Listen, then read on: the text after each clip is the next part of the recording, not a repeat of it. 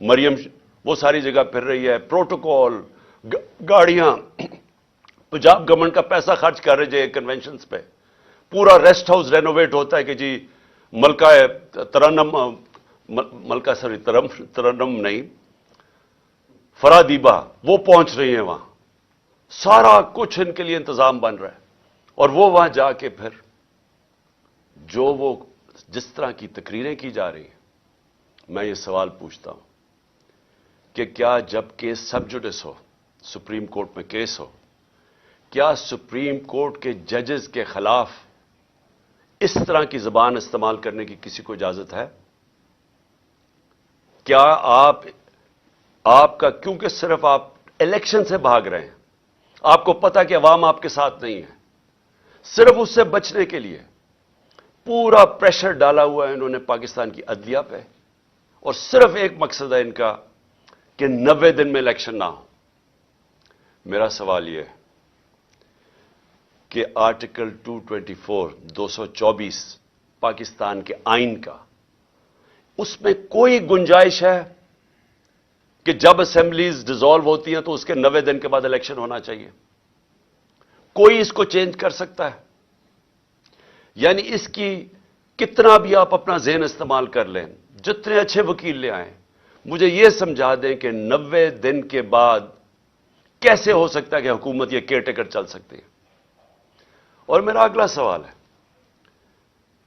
کہ جو پاکستان کی آبجیکٹو ریزولوشن ہے، جو قرارداد مقاصد، جو بنیاد رکھی تھی کہ پاکستان کا روڈ میپ کیا ہے، اس میں ایک چیز واضح ہے کہ سوورنٹی وہ اللہ کی ہے، اور اللہ کے بعد جو فیصلے کریں گے وہ عوام کے منتخب کیے ہوئے نمائندوں کی ہے، پبلک ریپرزینٹیٹوز کی ہے، جو عوام نے سلیکٹ کیے ہیں۔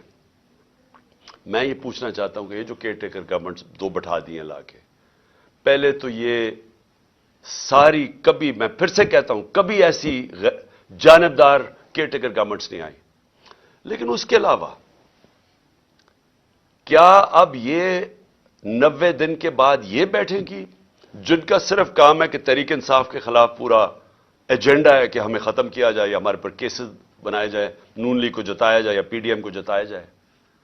یہ کس طرح 90 دن کے بعد بیٹھیں گے؟ کیونکہ یہ پبلک ریپرزینٹیٹوز نہیں ہیں، ان کا تو صرف کام تھا کیئر ٹیکر گورنمنٹس کا کہ آ کے صاف اور شفاف الیکشن کروانا، سوائے صاف اور شفاف الیکشن کروانے کے سب کچھ اور کر رہے ہیں۔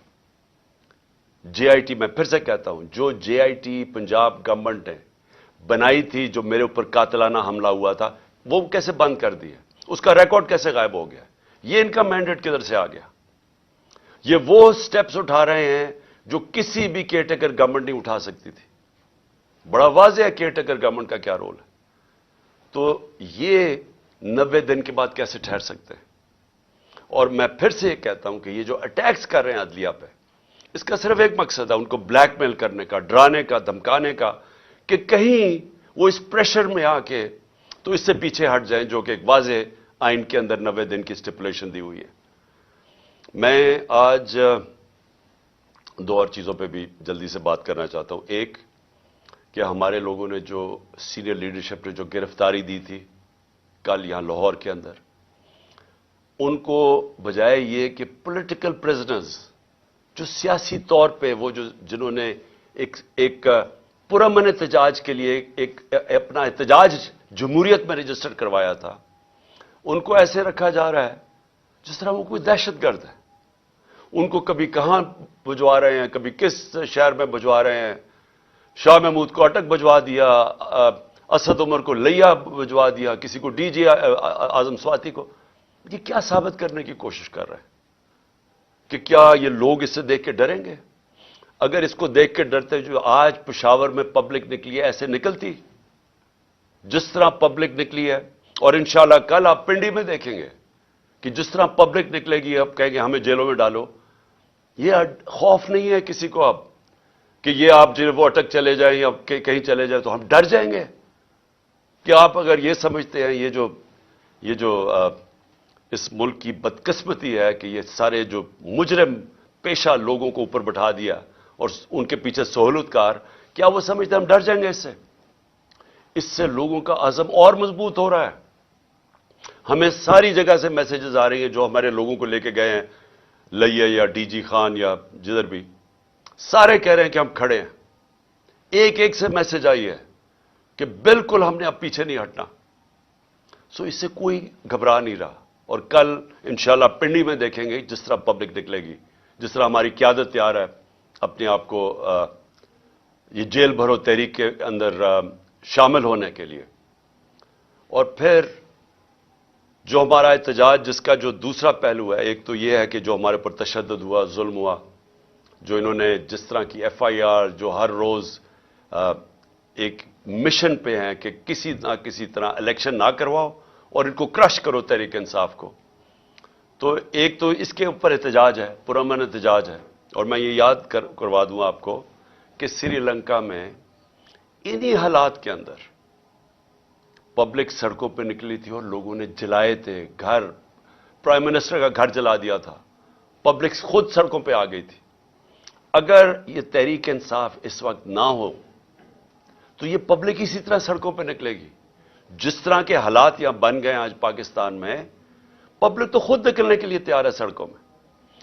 میں اپنا جو لاہور ہائی کورٹ, مجھے 3 بجے تو ہمیں پتا, انہوں نے جب ہمیں پتا چلا کہ وہ بلا رہے ہیں اور وہ کہتے ہیں آپ کو پیشی دینی پڑے گی, 3 بجے تو فیصلہ کرتے ہیں, 4:15 بجے گھر سے نکلتا ہوں.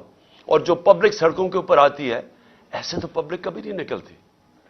تو پبلک تو تیار بیٹھی ہوئی ہے. جس طرح آج پشاور میں دیکھا, قوم تو تیار ہے. اگر ہم یہ پرامن طریقہ نہ اختیار کریں تو یہ قوم وہ راستہ اختیار کرے گی, یہ قوم اس طرف جائے گی جدھر اس ملک کے اندر تباہی مچے گی. اس کو روکنے کے لیے یہ پرامن احتجاج ہے. اور جو دوسری وجہ ہے میری احتجاج کی, جو دوسری وجہ ہے وہ میں بھی آپ کو بتا دوں